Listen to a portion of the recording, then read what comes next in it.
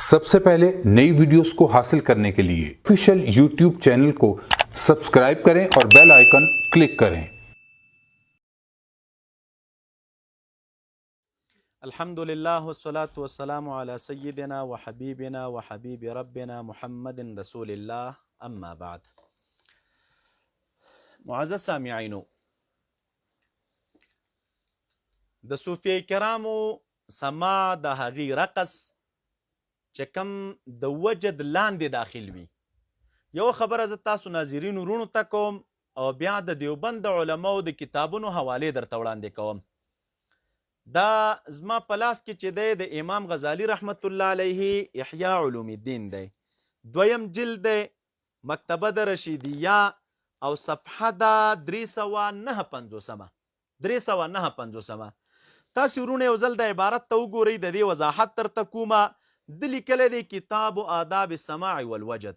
امام غزالی رحمت الله علیه مستقل کتاب لیکلی دی، سماع او وجد. په ما خو به فتوا راکړي، یا به راته کافر ووایي، یا به مشرک راته ووایي، او یا به راته واجب القتل ووایي، یا بل ځه هغې نه به پسې ورتېرېږو. خو ته دې ته لږ سوچ وکړه چې دغه فتوا ستا تنها مونږ ته ده او که نه زمونږ نه وړاندې لږ څوک نور علما او مشایخ هم تیر شوي دي او دا فتوا د هغې ته متوجه ده. دا امام غزالی رحمت الله علیه لیکلی، دلته باب لګي: الباب الاول فی اباحة السماع، الباب الثاني في آداب السماع وآثاره في القلب بالوجد وفي الجوارح بالرقص والزاق وتمزيق الثياب. باب ثانی په دې لګولی دی آداب د سماع، آثار د سماع فی القلب په زړه کې چې دا په وجد را پیدا کیږي، باطن کې په زړه کې، وفي الجوارح او آداب د سماع په اندامونو کې را پیدا کیږي، بالرقص او آداب د سماع را پیدا کیږي، وزاق وتمزيق الثياب، کله جامې وشلي پکې، کله حالت د رقص را پیدا شي. دا د امام غزالی رحمت الله علیه کتاب دی دوستانو، تاسو دا واورئ. یو دا شو، وی ګورئ دلته. دویم، همدغه کتاب کې همدا صفحه ده 360، دلته عبارت تفصیل کړی دی، وی پوه شه ان سماع، سماع چې دی هو اول الامر، او دا پیدا کوي دا سماع یو حالت په زړه کې چې هغې حالت ته وجد وی، او وجد چې دی پیدا کوي تحریک د اطرافو، اما بحرکت غیر موزونه، یا به دا حرکات غیر موزونه وي، دې ته اضطراب وی، یا به موزون وي، دغه موزون حرکاتو ته تصفیق وی، رقص وی. نو وی زه درته شروع کومه په حکم د سماع باندې، وهو الاول. دا واورئ، دا د امام غزالی رحمت الله علیه کتاب دی. اوس که ته دا وضاحت کې چېرې دا امام غزالی صاحب شافعي مذهبه دی فلان و فلان، داسې خو د احنافو حوالې به درته پیش کم دومره ډېرې چې په اورېدو باندې به تم ستړی شي او ناظرین او سامعین به هم ستړي شي. خو د ټولو نه وړاندې اکتفا کوو د حکیم الامت اشرف علي تانوي رحمت الله علیه په کتاب باندې. اوس به زه وګورم چې رښتیا د دیوبند په نوم مین یې او دیوبند دې خوښېږي، او که چېرته نه د دیوبند چغه چې وهي یا نور ملګري وهي، نو دا هم خلکو ته دوکه ورکول دي. ته خو مونږ ته وایي چې یاره سیفیان تقیه کوي او تقیه باز خلک دي. سیفیان تقیه نه کوي، انصافداره د سیفیانو منشور معلوم دی، مونږ بې غیرته خلک نه یو، زمونږ غیرت معلوم دی، زمونږ د مذهب خدمت معلوم دی، زمونږ د باطل په خلاف باندې مبارزې روانې دي. دا ډیری خلک هغې وخت کې د پیل په غوږونو کې ودو چې سیفیانو د اهل باطلو سره مقابله کوله. ممکن تخپله د مناظرې د کولو خلاف وي چې سیفیان د اهل باطلو په خلاف باندې ولاړو مناظرې کولې. حضرت شیخ صاحب محترم، حقایقو نه باید سترګې پټې نه کړو او نه د ضد د وجې نه عدل پرېږدو. نه، اختلاف د هر چا په خپل ځای باندې، خو لیکن د حقایقو نه سترګې پټول نه دي پکار. موږ تقیې والا خلک نه یو، زموږ منشور، نظر، فکر معلوم دی، عالم ته معلوم دی، زموږ دیانت خلکو ته معلوم دی، اخلاق او انسانیت او سړیتوب مو خلکو ته معلوم دی، مونږ عقیده مونږ ته خپله معلومه ده، بل څوک د زموږ د عقیدې تشریح نه کوي. خو ته لږ راشه، تا ته زه دیوبند علماو حوالې پیش کومه چې دیوبند علما وجد ته په کوم نظر باندې ګوري. اشرف علي تانوي رحمت الله علیه 2 کتابه په دې موضوع لیکلي. یو دی التکشف عن مهمات التصوف، یوی دا کتاب دی. دویم کتاب د ده دی التشرف بمعرفت احادیث التصوف، یوی دا کتاب دی. نو که در سره نه حضرت شیخ صاحب محترم پیدا یې کا وی ګوره، نو ممکن چې د ډیرو خلکو د اصلاح سبب به وګرځېږي. او که در سره وي مطالعه کړی دی نه مطالعه کا، او که د مطالعه کړی نه وي او باوجود دغې بیا هم لګې دا خبرې کوي، نو حضرت شیخ صاحب محترم الله دې وکړي چې ضد پرېږدي. ضد ښه شی نه دی. دې ځای کې لیکلي دي یو ځای کې دی وایي 666 صفحه ده. حال وجد د خپل عنوان یې ښی دی او عنوان دی 286 نمبر. دې ځای کې حدیث راخستی دی. دغه حدیث مبارک دی: اتیت النبی صلی الله علیه وسلم وهو یصلی ولجوفه عزیز کعزیز المرجل، یعنی یبکی.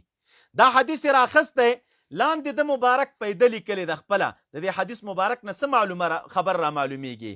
وی کسی حالت غریبہ محمودہ کا غلبہ وجد کہلاتے ہیں. محترم شیخ صاحب د شاطبی د کتاب نه د وجد تعریف ذکر کوي. ته خو لږ د شاطبي تاریخ وګوره. شاطبي څوک دی؟ په شاطبي خو خپله د وهابیت جرحه ده. نن چې ته د شاطبي د کتاب نه د وجد تعریف پیش کوي، نو د تانوي صاحب د کتاب نه ولې نه پیش کوي چې دا در سره پروت دی او ارزان هم دی؟ دا وګوره. وی کسی حالت غریبہ محمودہ کا غلبہ وجد کہلاتا ہے، یہ حالت آپ کے اس قبیل کہتے اور کاملین کا وجد اکثر ایسا ہی لطیف ہوتا ہے. دی لیکلی دی د کاملین وجد همدغسې وي. کاملین وجد دغسې وي. رسول الله صلی الله علیه وسلم اکمل د کاملین و.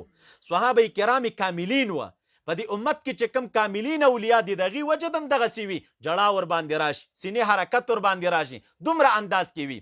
او دې نه دا خبره معلومیږي دا بعضې خلک چې بیا وایي چې دا وجد دومره بهترین شی دی، نو په دې مشرانو پیرانو یې ولې نه راځي چې په دې کشرانو راځي؟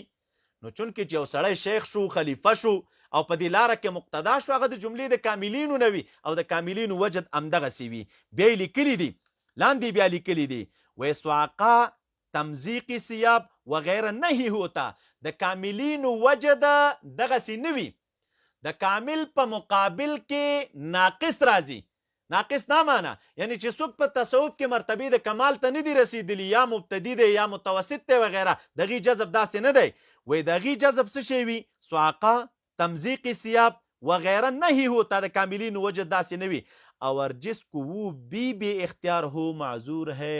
تانوی سے بوی که جامش کول، چغې وهل وغیره سره دا لیکلي دي. رارغړېدل وغیره نه تخپل تعبیرونه وکړه چې کوم تعبیرونه تېنه کوي. رارغړېدل، منډه وهل، جامش کول، چغې وهل، وی دا که د چا نه صادر شي او دی پکې بې اختیاره وي، نو دا په دې کې معذوره دی، اعتراض ور باندې نه دی پکار. دا د تانوي صاحب کتاب دی، دا وګوره.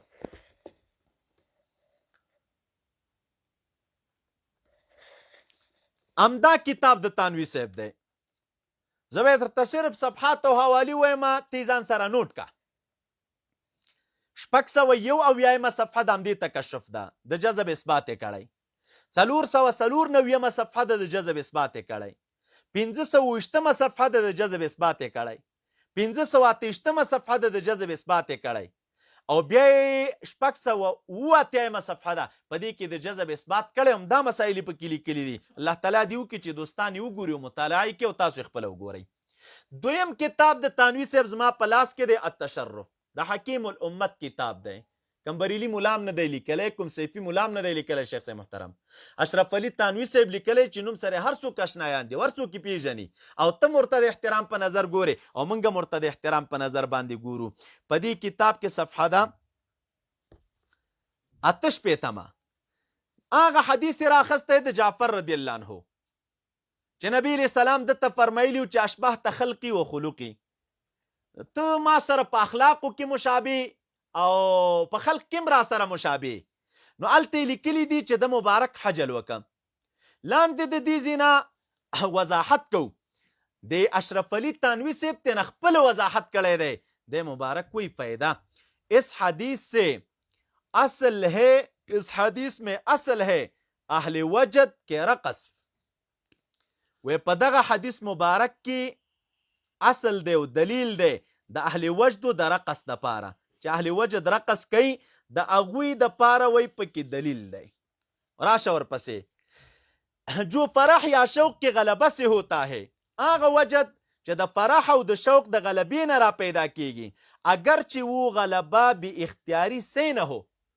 اگر که دا غلبه وی د بی اختیاری نه وي، خو چې خوشحالي را پیدا شوله او سالک باندې حالت د رقص راغی وی دې حدیث مبارک کې د هغې دلیل دی اسکو تواجد کہتے ہیں ولی وی کیونکہ حیات مذکورہ حدیث اختیار سے تے وی دا کم حیات چې په حدیث مبارک کې ذکر شو دا وی د صحابو نه غیر اختیاري عمل نو اختیاري عمل و وی کې یو سالک را لګیږي اختیارن رقص کوي اختیارن تواجد کوي وی دې حدیث مبارک کې د دغه سالک د پاره د دې کړنې دلیل دی وی خو شرط دا دی بشرطی کې کسی غرض فاسد ریا وغیرہ سے نه هو په دې شرط باندې چې دا سالک ریا غرض نه وي کوم بل غرض فاسد غرض نه وي مقصود یې څه شی وي تشبه بالصالحین وی په دې حدیث مبارک کې د صوفیه کرامو د جذب د پاره او د دوی جذب نه تنها د رقص او د تواجد د پاره دلیل دی محترم شیخ صاحب دا وګوره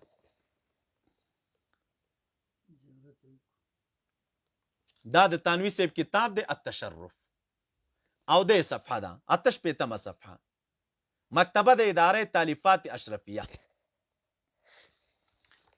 اوس دویمه خبره ترازو ممکن ته وایي چې تانوی صاحب دا لیکلي او د حدیث مبارک نه استدلال کړی دی یا په حدیث باندې جرح وکړي جرح په حدیث شته دی یا نشته دی بیا هغه ځان ته خبره ده هغې کې نه غږېږو که د جرح اعتراض چا په حدیث وکړو په لسګونو جوابونه به واوري خو صرف دومره خبره ده جرح پېشته یا نشته دی په هغې کې موږ نه غږېږو خو محترم شیخ صاحب که په حدیث څوک جرح کوي او یا د حجل په لفظ باندې جرح کوي او نن را لګېږي د صوفیه کرامو اختیاري یا غیر اختیاري رقص ته څوک ناروا وی او ته نن را لګېږي استدلال کول ستا فهم د تانوي صاحب نه ډېر دی یا خدا وی چې عیاذا بالله تانوي صاحب نه پوهېده نو زه مستدل را پیدا شم نوی استدلال کوم او که بیا وی چې نظم ما مشر دی او ماته خبره قابل د قدر ده نو بیا په کار ده چې وی منه او که نه مني او بیا هم دې شي ته ناروا وی دی خو وایي چې د رقص دپاره اختیاري رقص چې څوک کوي په دغې حدیث کې د دې دپاره دلیل دی د تواجد دپاره دلیل دی نو چې ته وایي چې څوک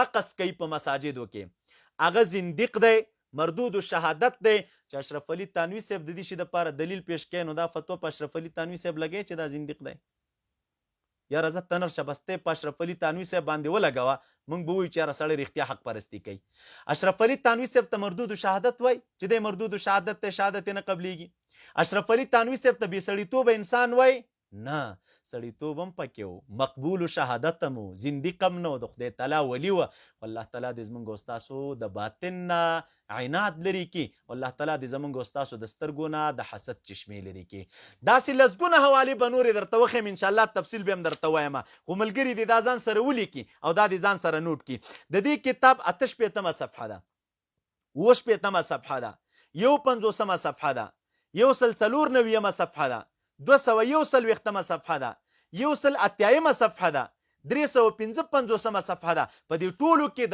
د وجد او د تواجد د صوفیه کرام وضاحت کړی دی ان تر دې د حوالې به انشاءالله وروسته درته وایم تفصیلا دیم پکې لیکلي که په وجد کې څوک مړ شي نو هم معذور دی که چا باندې دا کیفیت راغی راتواري شو مړ شه پکې نو دی معذور دی خلاصه دا د دوستانو د دیوبند علما دینه بعد هغه که چرته د مخکنو فقهاو د کتابونو عبارتونه پیش کړل د هغې د کتابونو نه به جوابات واوري او که چېرته نه نو خیر دی راشه لږ دیوبند ته راکوز شه لږ د دیوبند د علماو دا د دیوبند چغې چې سبا و بېګا شاګردانو ته وایي راځه د دوی په دې کتابونو باندې به فیصله وکړو د حکیم الامت په کتابونو به فیصله وکړو تذکرة الرشید باندې به فیصله وکړو نور چې کوم علما دي د هغې په کتابونو باندې به فیصله وکړو دې وخت کې د دیوبندیت ولې پرېښوده څنګه د دیوبندیت نه کرکه پیدا شوه دا د تانوي صاحب نوم دې څنګه اوس نه خوښېږي چې په خولې باندې نه اخلې خو په کار د دې وخت کې هم تانوي صاحب کتاب را لاسته کې او ووایي چېرې د صوفیه کرامو د وجد او د رقص په باره کې دوی څه وایي معزز سامعینو آخري خلاصه د خبرې مې دا ده د حضرت شیخ صاحب رحمه الله ونور الله مرقده الشریف د هغې بیانونه به تاسو اورېدلي وي هغه مبارک چې د وجد او د تواجد تفصیل کو هغه به لیکل وجد خو غیر اختیاري عمل دی تواجد دا چونکې باب تفاعل دی او اختیار پکې وي هغه مبارک به فرمایل چې د تواجد مونږ قائل یو خو د هغې دپاره شرایط دي وجد خبره خو غیر اختیاري ده د تواجد دپاره شرایط دي مبارک به فرمایل چې په مسجد کې نه وي دا شرط به ورته ذکر کوو د مشایخو په مخ کې نه وي د خلکو په مخ کې نه وي ولې احتمال د ریا پکې دی مطلقا د تواجد قائل مونږ نه یو او نه د اختیاري رقصونو قائل یو که د وجد په ضمن کې راغی هغه ځان ته خبره ده خو محترمه زمونږ نظر دغه شی دی او تانوي صاحب د اختیاري او د غیر اختیاري دواړو قایل دی که اختیاري جذب یې هم قایل دی او که غیر اختیاري جذب یې هم قایل دی.